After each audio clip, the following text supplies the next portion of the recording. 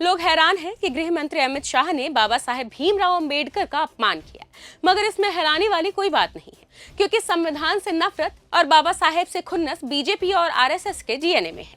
फिर चाहे सन 1949 में आरएसएस द्वारा बाबा साहेब का पुतला जलाना हो या फिर कई साल तक देश के झंडे का अपमान करना, ऐसा बिल्कुल नहीं है कि अमित शाह ने अचानक में या गलती से बाबा साहेब का अपमान किया।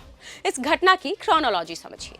12 दिसंबर 1949 को जब हिंदू कोड बिल आकार ले रहा था, तब आरएसएस ने दिल्ली के रामलीला मैदान में डॉक्टर अंबेडकर के पुतले जलाए थे। यह बिल बाबा साहेब अंबेडकर ने देश के पहले कानून मंत्री के तौर पर पेश किया था, जिसमें हिंदू महिलाओं को तलाक और पैतृक संपत्ति में उत्तराधिकार का अधिकार मिला था।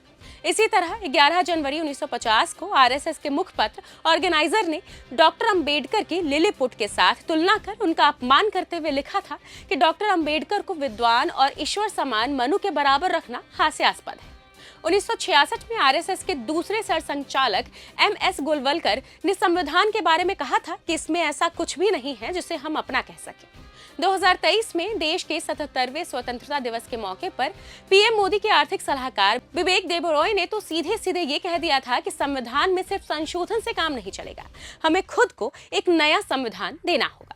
2024 के लोकसभा चुनाव से पहले नरेंद्र मोदी और बीजेपी ने 400 पार का नारा दिया।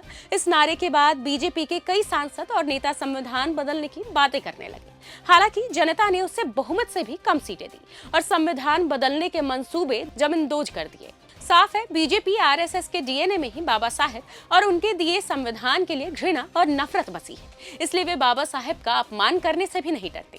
बाबा साहेब के अपमान के लिए अमित शाह, नरेंद्र मोदी और पूरी बीजेपी को देश से माफी मांगनी होगी और अमित शाह को अपने पद से इस्तीफा देना होगा।